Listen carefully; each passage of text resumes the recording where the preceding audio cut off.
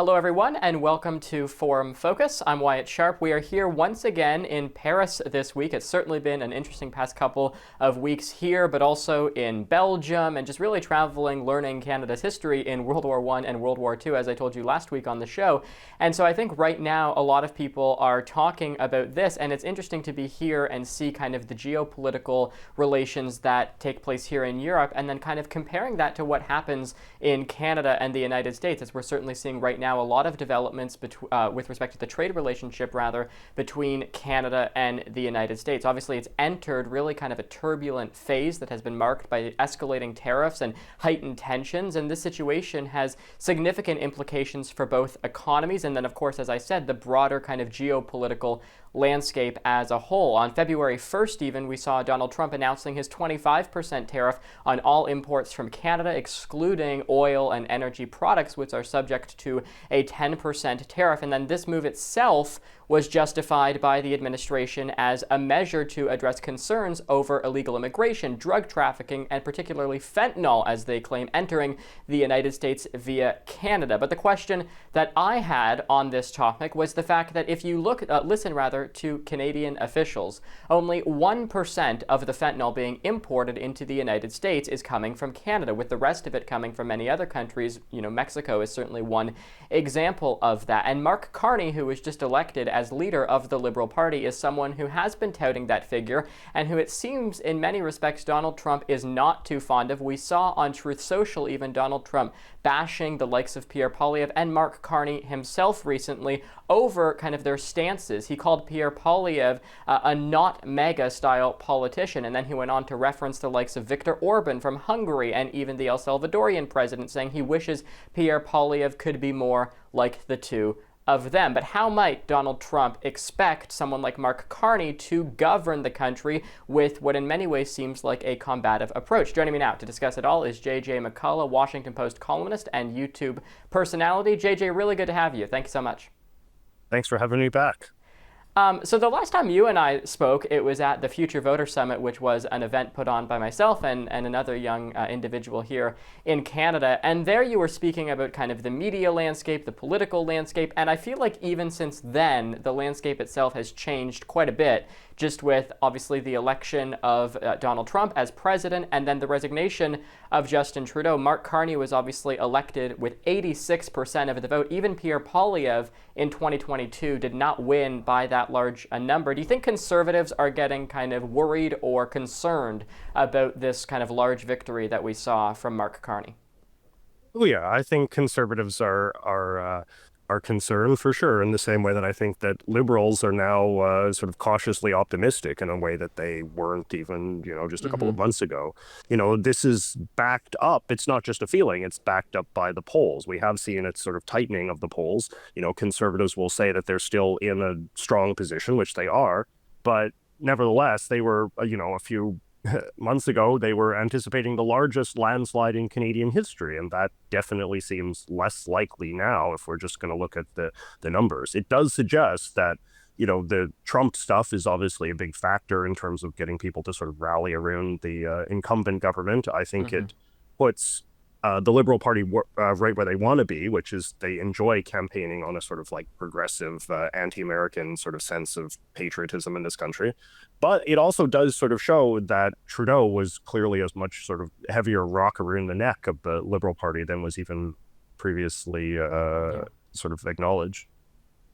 Yeah, and I mean, if we look at what Canada under Justin Trudeau, I mean, we kind of have to make that distinction now, did to kind of retaliate against the United States. They imposed these retaliatory tariffs of 25% on $30 billion worth of U.S. goods. And of course, there's even plans to extend these measures. We're hearing that from Mark Carney if the U.S. tariffs themselves remain in place. Do you think Donald Trump is perhaps more concerned of Mark Carney, this kind of international financier, as they're painting him, as opposed to someone like Justin Trudeau, who he had gotten to know quite well, given Trudeau was also prime minister during his first term? Yeah, I mean, Trump's position via Canadian politics is a little incoherent these days, I must say, because it's true. He did get along well with Trudeau. I think compared to some other world leaders in his first term, he seemed to have a relatively functional relationship. They praised each other on occasion. They renegotiated NAFTA in a way that Trump at the time was sort of willing to celebrate. But it does sort of seem like over the last, I don't know, couple of years or so, Trump's inner circle has really sort of radicalized him against Trudeau. And I think Trudeau has sort of become sort of seen as a symbol of sort of the left in America, or sort of like an extension of sort of like a left-wing culture, a sort of woke culture that Trump views himself in opposition to. And in that sense, I do think that Trudeau was a useful foil in a way that Mark Carney will not really be. I mean, he's Mark Carney, whatever you want to say about him, he's not somebody that sort of projects that kind of 21st century kind of like woke, socially progressive sort of vibe, the way that someone like Justin Trudeau, who's the sort of the archetypical sort of Gen X male feminist, type of character that I think a lot of MAGA world is eager to hate. But the reason why I say sort of like Trump's position is incoherent is because that there was a lot of people in Trump's inner circle who were very keen to sort of boost the fortunes of Pierre Poilievre. And I think we're happy to see Justin Trudeau go down and now a conservative government rise up in his place. But now, if, as you sort of said, like Trump is actually positing that Pierre is in some way an enemy of America and MAGA interests, I mean, then who does he want, right?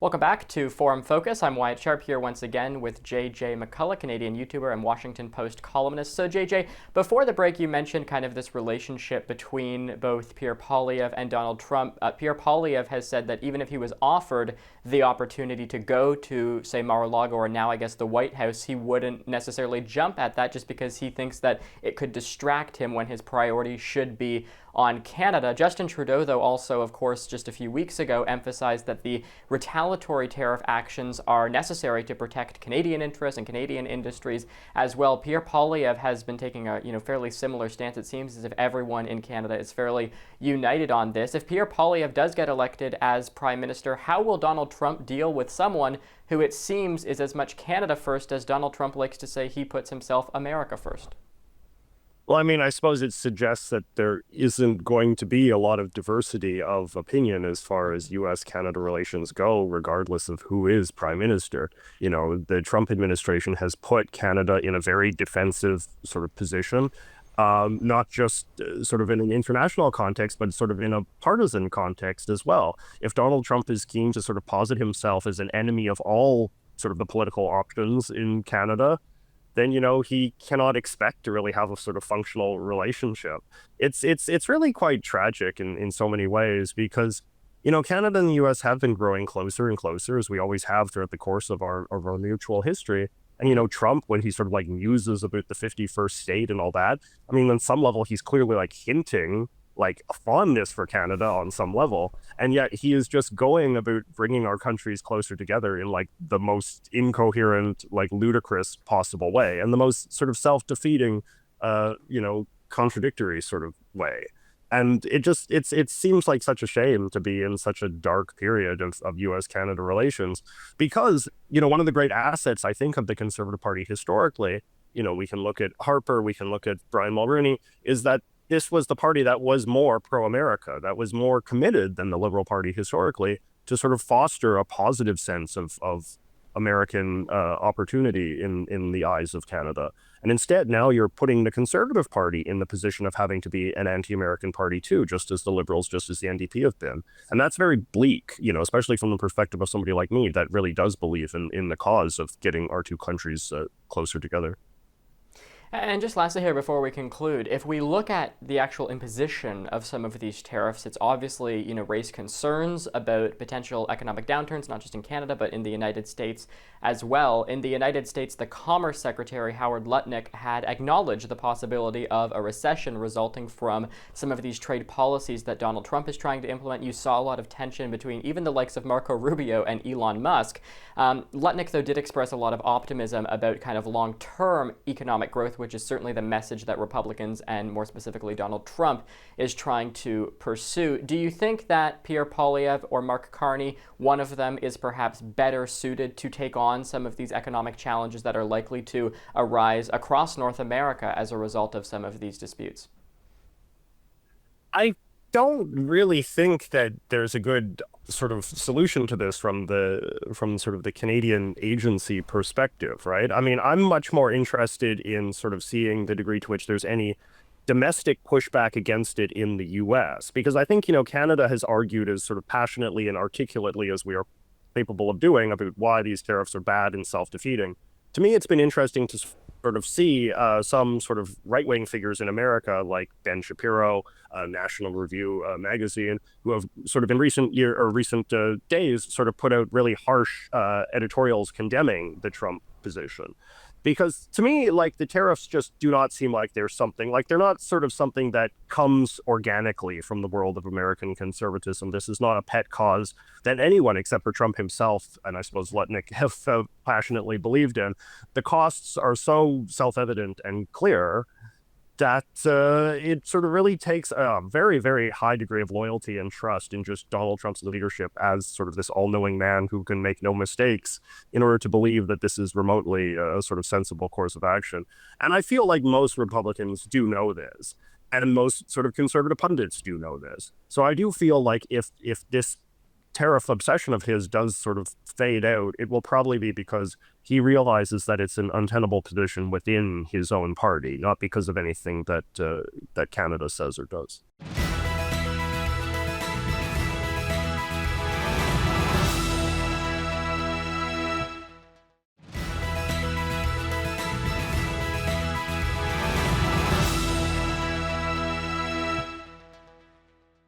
Welcome back to Forum Focus. Well, a few weeks ago on the show, I had Steve Laffey, who ran for president in 2024 in the Republican primary against Donald Trump, on, and I had made a comment on that show that I wanted to have him back on because he had so much good insight and we had such little time. So we've brought him back. He's here for 2 segments now. So Steve, I'm excited to have you with us. Thank you for joining us. Yeah, great to be with you. I always love to talk to my Canadian friends, and you don't even know this, but my grandfather's farm was a little bit in Canada. It was in the Oh, wow. Richard, Vermont border station where my aunt worked. So my big joy of getting up there in the summer to see my grandfather was to run out and put half my body in Canada. This is around Expo 67, just so you know. This is a long time ago that I went to. But anyway, so great to be on with you. Yeah, thank you so much. We do appreciate it. I mean, I want to start out with just this kind of idea of what's been happening in Canada. The tariffs have sparked, a surge in kind of nationalistic sentiment. You've heard even at hockey games recently, a lot of, people have been booing the American national anthem. But furthermore, even one of the singers themselves changed the lyrics in a certain kind of part of the national anthem to make it more kind of patriotic, nationalistic. You're getting a lot of blowback, of course, from a lot of American officials just kind of in response to that. And it's interesting to me because whenever that was happening, they came out and they were talking about how it's important that, the 2 greatest allies stand united. But of course, that's very different messaging than they've been pursuing for kind of the rest of this dispute when they've been imposing tariffs on Canada. And so let me ask you about that. Our foreign affairs minister in Canada, Melanie Joly, had talked and had warned a lot of European diplomats that President Trump's actions posed what she had said was an existential threat to Canada. She had suggested that Europe could face similar challenges in the future, and Donald Trump himself even has certainly kind of talked about that. I mean, I know you follow all of this closely. I know you're a finance guy. What is kind of your general kind of consensus on what could come next from Donald Trump? Well, anything could come next. By the time this even plays or people watch a rerun, it could be totally different. So the backtrack, he's already changed his mind 4 times. Mm-hmm. Right. So there was the February 1st, the February 4th, the March 7th, the March 9th, where now he's talking about a transition. There's tariffs of 25%, that could be 10%. That's really the part that we have to just say, okay, anything can happen. But the part that I hate to see happen, just as an America who loves Canada, and I know a lot of Canadians, they love Americans, is that the focus should really not be at the hockey game. It should be only at Donald Trump. He is your problem. I'm not. Most of the people in the legislature are not. They're scared of him, Republicans or Democrats, whatever, because he just became president. So the focus should totally be on Donald Trump. And I think You've had now Mr. Carney come in as your new leader, at least temporarily, till there's a snap election of what might happen. But they have to have the brains to go right at him, not nobody else. And I think your Doug Ford, Mr. Ford of Ontario, he's got the right message. And he's keeping some tariffs on. He's going to put more on until Donald Trump says we're not doing this anymore. Because, folks, this is a disaster for both of our countries. It's a short-term disaster for both of us. And in Canada's case, I don't think we're ever going back to where we were. It might be a long-term boom for Canada if you play it right. Yeah, and I mean, if you look, too, at kind of what's been happening over the course of the past little while, if you look at the impact of tariffs itself, certainly being, felt across various Canadian provinces. You mentioned Ontario Premier Doug Ford, but last week I had someone on the show who I know quite well. He's a very nice person, but he's very closely associated with Donald Trump, and I was just kind of stunned by the questions that I was asking him, and more specifically just him and how defensive he was of Donald Trump imposing these tariffs. Not only that, but you're hearing a lot of economists say that they're going to raise the cost of living for the average American family by more than $900 a year. If you ask them why they're doing it, they say it's because of fentanyl, because of all of the drug imports moving into the United States. But in addition to that, I mean, you're listening to Canadian officials who are very quick to point out it's only 1% of fentanyl that's coming in to the United States from Canada. The rest is coming from Mexico and even overseas as well. So is this just maybe a political messaging thing, or is there an actual reason that they're doing this that just no one has been able to uncover from this point? No, they are trying to defend Donald Trump at all costs. It doesn't matter what he says, they'll find a way to defend him. It doesn't matter if it's on Ukraine, if you watch U.S. senators who wanted Republicans to give everything we could to Ukraine to win the war, and now they don't like Ukraine.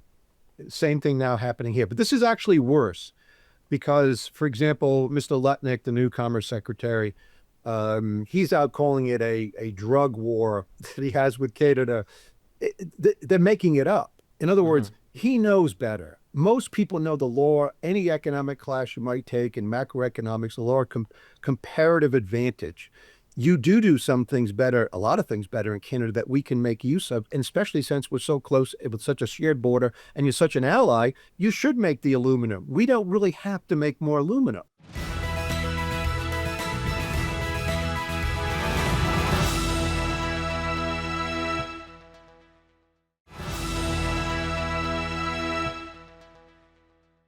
Welcome back to Forum Focus. I'm joined once again by Steve Laffey. Of course, he ran, as I said, for President of the United States in 2024. Steve, we had kind of a great discussion going on before the break, so I'm sorry I had to cut you off. But if we look to kind of what is being threatened in retaliation, essentially, from Canadian officials, you can look to people like Ontario Premier Doug Ford, who you had mentioned, who has gone, so far as to say he might even consider cutting off electricity exports to the United States. He says it's, basically done in a sense to make it so that the United States can feel the pain of the trade war in the same way that Canada is likely to. If you look to provinces like Quebec and Alberta, they're exploring measures to reduce kind of economic dependence on the United States, which I would point out, I guess, for Alberta, that's kind of an easier task considering its large kind of oil production and so on and so forth. So, I mean, do you think that exploring other trade markets, diversifying our trade markets is perhaps the solution here rather than trying to get along with the United States, which it just seems in general is a very difficult task at this point? It's going to be very difficult for all the time Donald Trump is president. And I suggest that if the other premiers get together and they get together with other countries, they should do a maximum effort of ignoring Donald Trump. Don't do the hockey game stuff. Don't go protest America. Just go after Donald Trump and say, let us know when you're done, what you Americans are done with Donald Trump. Because he can't win it if you do that, and Germany does it, and the UK does it. There's too much stuff. I'll just give you an example. You make automobiles, send them to America, but lots of things go back and forth across the border. Literally today, how would anybody on either side of the border who makes a carburetor, would they know what to do? They don't know whether it's worth sending it to Canada or not. They don't know if there's going to be a tariff tomorrow. Do they send it over today? To make just an auto, things go back and forth. But listen, I'm an American. I hate to see this happen because our relationship with Canada is premier. You've helped us out. Name the battle. Like we can go through history, right? I mean, let's get by the French Revolution War, in the French and Indian War and so forth to get by the revolution. But in the past 100 years, there's nobody better to help us. But that's all. Yeah, and Steve, Go ahead. Yeah, I was just going to say, I mean, if we look to, the United States, I just want you to have kind of some more time here to weigh in, but if we look to the United States and what they're saying, you're hearing a lot of American officials, even the likes who have previously supported Donald Trump. I was talking to one Republican congressman who endorsed Trump, Trump endorsed him, and he himself said that these tariffs are a bad idea. He was talking about kind of the importance of weighing the domestic benefits of protectionist policies like what you're seeing from Donald Trump. Do you think it's, likely or even possible at this point that the likes of Republican officials in the House, the Senate, even within his own cabinet maybe, might come out and try and convince him to back down, specifically on this tariff thing, which, as Rand Paul said, does not make economic sense? Well, if you stop sending electricity and you stop sending aluminum for 1 month, yes, there are Republican congressmen in Michigan and Ohio and in all these states that he won, and they will then just throw the towel in. That's what I hope actually happens to get it done with quicker. But in the meantime, yes, Canadians are going to have to decide with one unified voice, we can't do this any longer. We relied too much on America. We relied on their word, and now you can't. Now you can rely on my word, but I'm just the guy standing here. Donald Trump will change his mind again and again. And he will stop flailing against the American public once we're in this recession that looks like we're going into right now. Yeah, okay. We will leave our conversation there. That is Steve Laffey, former presidential candidate. Steve, as always, thank you so much. Great to be with you. All right, that's going to do it for this episode of Forum Focus. Thank you so much for joining us. Remember to stay informed, stay engaged, and visit thenewsforum.ca for more episodes of our shows. We've been in Paris broadcasting over the course of the past few weeks, and it's certainly been an exciting experience. We'll be back in Toronto next week with more coverage of the latest Canadian political headlines. Good night.